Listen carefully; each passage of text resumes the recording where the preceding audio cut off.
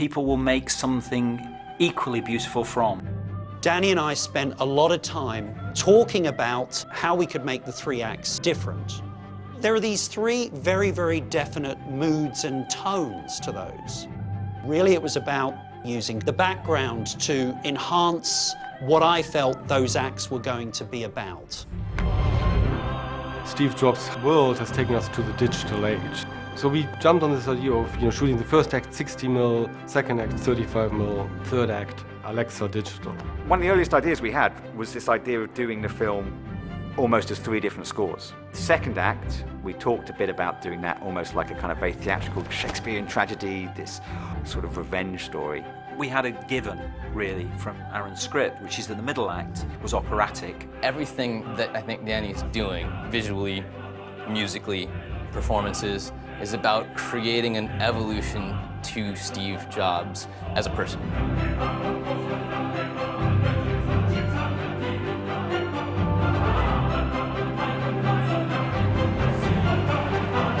Just to say once again how much we appreciate you turning out today. It's overpriced. There's no evidence that it's... I'm the evidence! I'm the world's leading expert in the Mac, John. What's your resume? I just tried to encapsulate it into the idea of this visionary. When you see something and the way it should be, sometimes a certain element of uncompromising is required.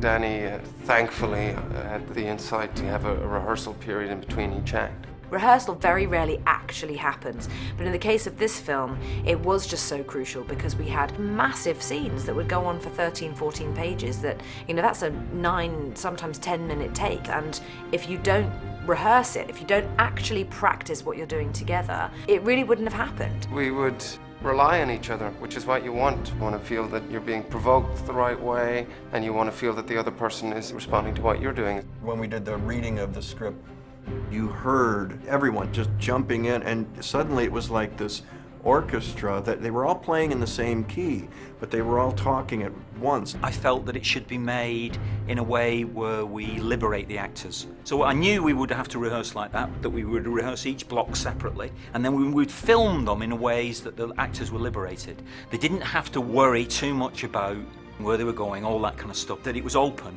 and they would be able to move around. And our shooting style and our lighting technique had to be based on that. You find out you were out of the loop when the most crucial events in your life were set in motion.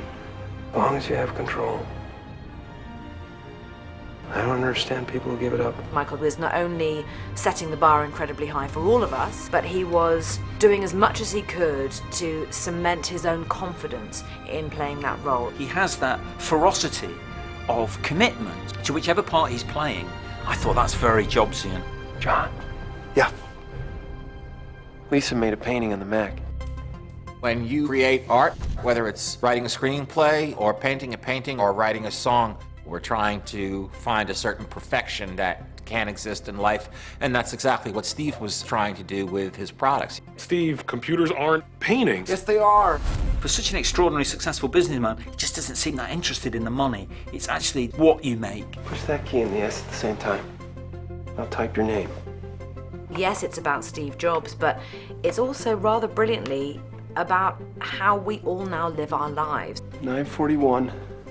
Planet's gonna shift in its axis 9 forever. It's a brilliant way of portraying 30 years of history over the course of 3 moments.